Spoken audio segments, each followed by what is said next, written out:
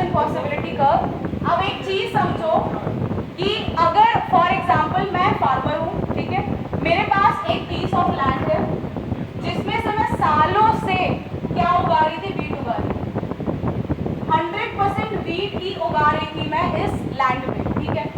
अचानक से मुझे पता चला कि मार्केट में जो प्राइस ऑफ मेज है, मेज मतलब पता है ना क्या होता है, भुट्टा, ठीक है,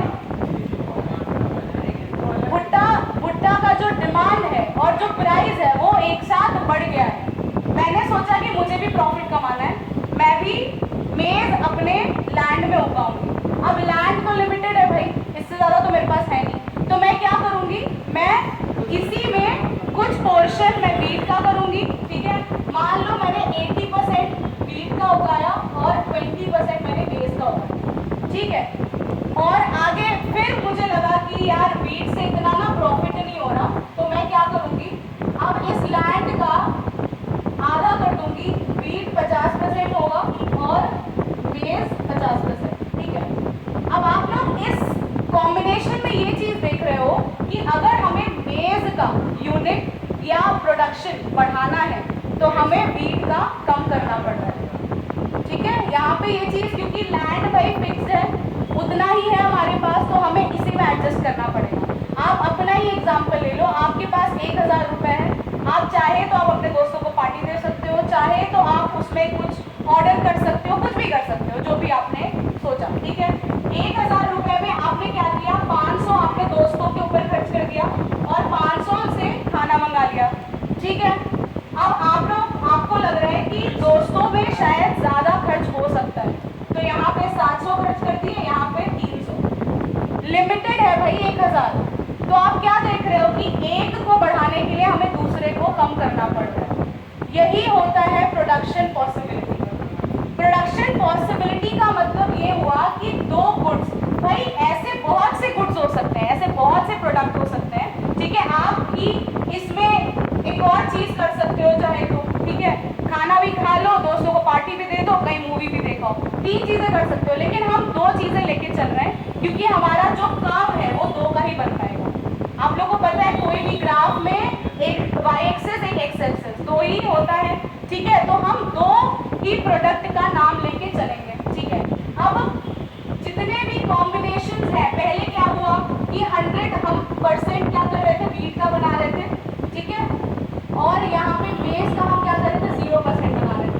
फिर हमने क्या किया, 80% वीट का बनाया, 20 मेज का बनाया, फिर क्या किया, 50 इधर 50 इधर।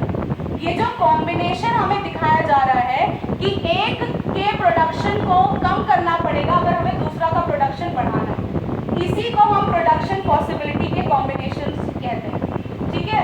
कि कौन कौन से कॉम्बिनेशन, अच्छा ये सारे कॉम्बिनेशन में हम क्या करेंगे, देखेंगे कि हमें सबसे ज्यादा मैक्सिमाइजेशन ऑफ प्रॉफिट किससे हो रहा है, ठीक है। फार्मर ये सारे कॉम्बिनेशंस लगा के देखेगा और वो जब देखेगा कि सबसे ज्यादा प्रॉफिट किससे हो रहा है, वो वही कॉम्बिनेशन सिलेक्ट करेगा।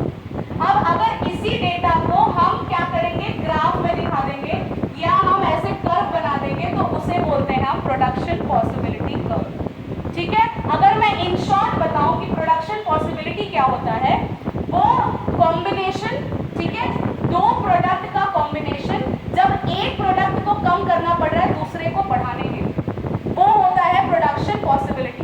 और कोई भी प्रोड्यूसर, कोई भी फार्मर तभी वो चीज करेगा जब उसको प्रॉफिट सबसे ज्यादा उससे मिल रहा है, वही कॉम्बिनेशन ऑप्ट करेगा जिसमें सबसे ज्यादा प्रॉफिट मिल रहा है, ठीक है। अब एक एग्जांपल ले लेते हैं हम लोग, वीट मेज को हटाते हैं, ठीक है।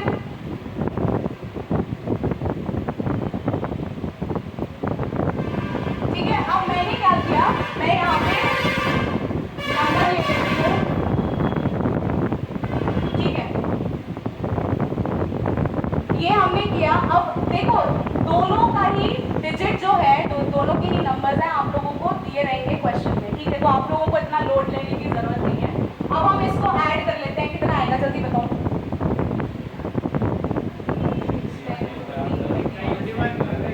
21 आया, ठीक है। जब हम लोग वीट का 21 यूनिट्स प्रोड्यूस करेंगे तो मेज का हम 0 करेंगे, ठीक है। अब माइनस करते जाओ, 21 माइनस 1 कितना हुआ, मतलब हमने मेज का 1 यूनिट प्रोड्यूस किया, जिसके लिए हमें वीट का 1 यूनिट कम करना पड़ा। ठीक है, फिर माइनस करो, 18 आ गया, फिर माइनस करो 15, फिर माइनस करो नहीं 11, फिर माइनस करो 6, फिर माइनस करो 0।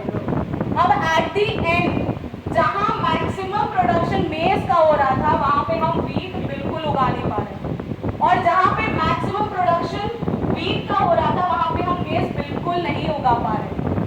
ठीक है, तो प्रोडक्शन पॉसिबिलिटी यही होता है, वो सारे कॉम्बिनेशंस जिसमें हमें समझ में आता है कि 2 प्रोडक्ट अगर हम प्रोड्यूस करेंगे तो हमें किस रेशियो में प्रोड्यूस करना है, जिसमें मैक्सिमम सेटिस्फैक्शन मिले हम वो करेंगे।